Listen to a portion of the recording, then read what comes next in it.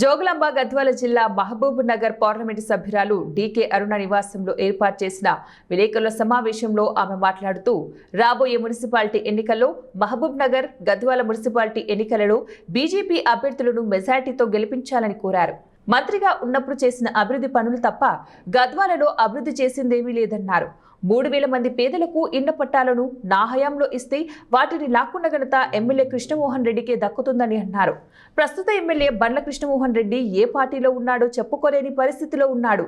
BRS పార్టీలోనే ఉన్నాడని, BRS పార్టీని, ప్రజలను, ప్రభుత్వాన్ని, కోర్టులను మోసం చేస్తున్నా పట్టించుకోవడం లేదని అన్నారు.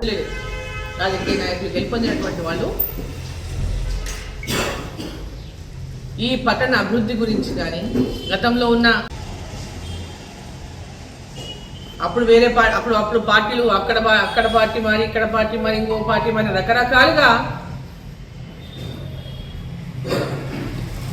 ఈ మున్సిపాలిటీలో ఉన్నటువంటి పరిస్థితులను గమనించుకొని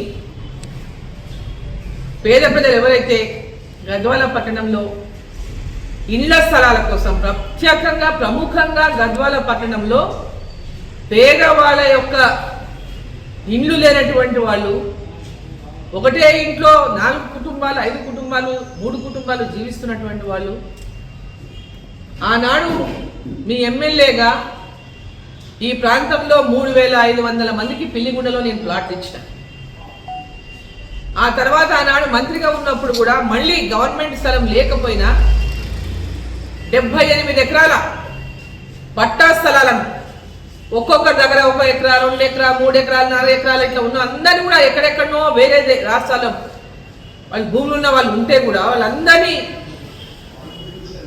మరి భరత్ సింహారెడ్డి గారు వారి అందరూ కూడా ఎక్కడెక్కడ ఎవరో ఉన్నారో ఎంక్వైరీ చేసి వాళ్ళందరితో మాట్లాడి పిలిపించుకొని మీరు ఎక్కడెక్కడో ఉంటారు, మీరు అందరూ ఈ యొక్క భూములను తీసుకొని పేద ప్రజలకు పట్టాలు పంచాలనుకున్నాము. మీ భూములని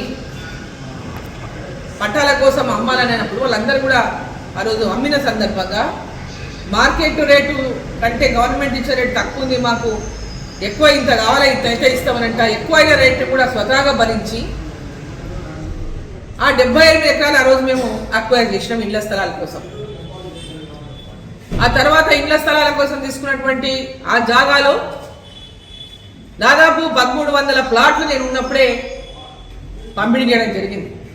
మిగిలిన ప్రాంతాన్ని లేఅవుట్ కలిగి లేఅవుట్ అయినాక మళ్ళీ సర్వే చేసి దరఖాస్తుల్ని మిగిలిన ఎవరికి రాలేదో వాళ్ళకి అంత కూడా ఇవ్వాలని ఆ రోజు మిగిలిన స్థలం అట్టనే దాని తర్వాత ఇద్దామనేటటువంటి విధంగా పక్కకు పెట్టడం జరిగింది.